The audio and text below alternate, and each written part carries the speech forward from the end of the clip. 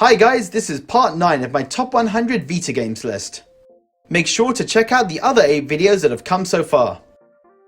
Number 20. Cladun Returns. This is Sengoku. I didn't know much about Cladun Returns when I started playing it. I had seen a trailer, and I liked the historical Japanese setting, pixel graphics and 8-bit soundtrack. But beyond that, I didn't really know what type of game it was. So I was really surprised at how much I loved it.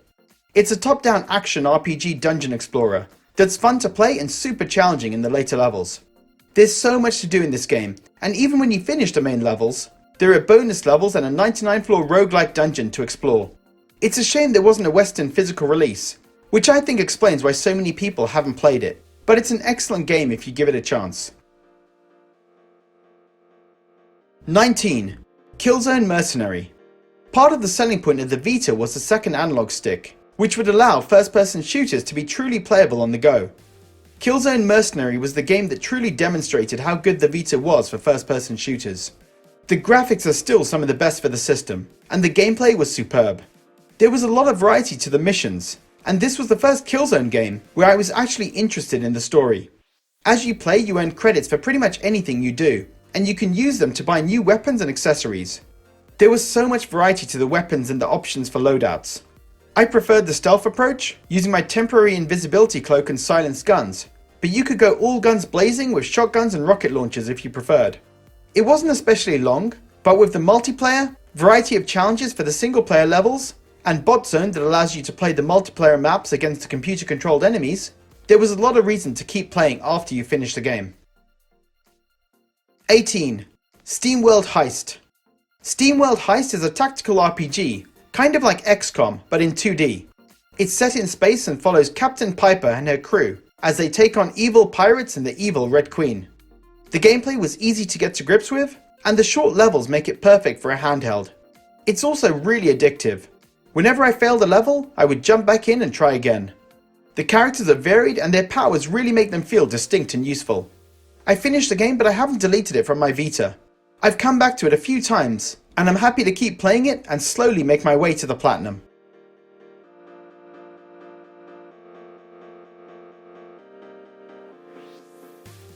'17. Freedom Wars. The premise for Freedom Wars is so unique. Set in the future where humans are considered a drain on resources and forced to fight giant monsters in order to reduce their sentence to 0 was so cool. The gameplay involved using a sword and gun to take down these mechanical beasts and chop off their body parts to collect them for your city, called a panopticon.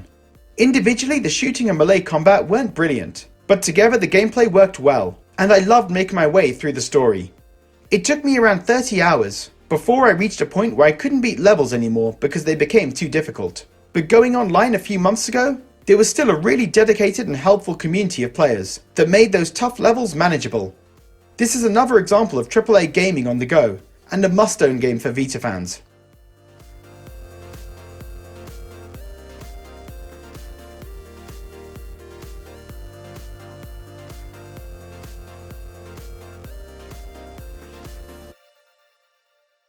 '16. Iconoclasts. Iconoclasts is a 2D action platformer with a big emphasis on the dark story. The well-delivered plot was perfectly supported by amazing gameplay, level design, graphics, and music. It has over 20 bosses that I found really interesting to fight. They were designed like mini puzzles to figure out how to beat them.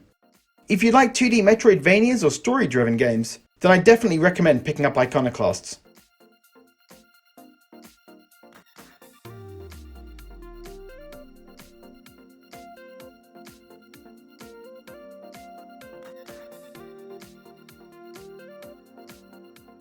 '15. SHIREN the Wanderer.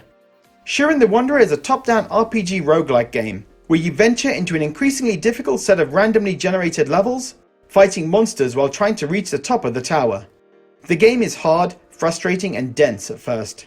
After the first few hours, I was close to just giving up on it, but I'm so glad I didn't.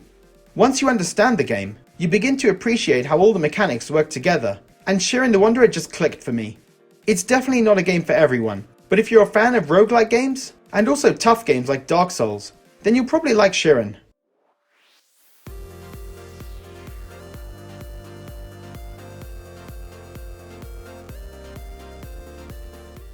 14. Shovel Knight. I loved Shovel Knight when I first played it, and with the extra content released over time, this game has just gotten better and better. The 2D action platformer feels perfect to play, and Shovel Knight controls so well.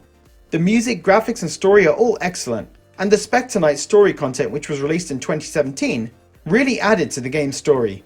Spectre Knight was even more fun to control. As a fan of 2D retro games like Mega Man 2 and Super Mario Bros. 3, Shovel Knight feels like the perfect modern evolution that incorporates modern game mechanics into a retro game design.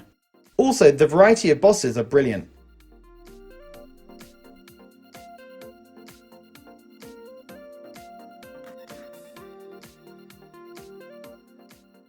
"13.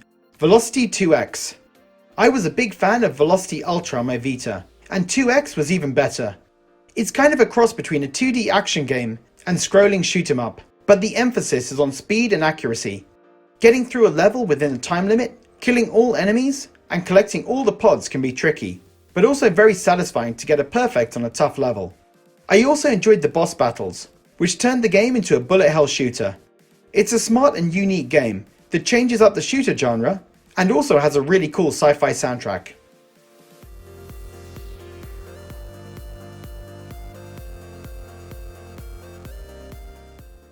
"12. Motorstorm RC. Motorstorm RC was one of the first games I bought for my Vita, and it's still one of my favourite.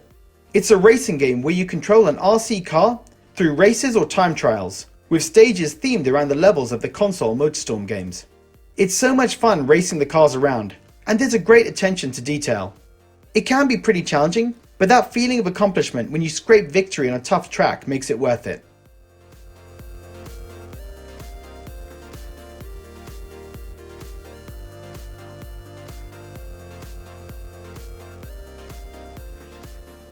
"11. Deadbolt. In Deadbolt, you play as the Reaper, and it's your job to hunt monsters like zombies, vampires and skeletons, and return them to hell. The gameplay involves entering a building full of the undead, and using weapons you find along the way to kill them all and complete your objective.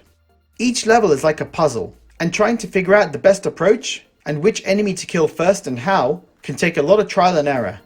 I didn't mind replaying levels though, and the trial and error was fine with me, because finishing a level perfectly makes you feel like a badass. The game just has so much style. It's challenging but also very satisfying. The graphics, music, gameplay and story all just work so well together."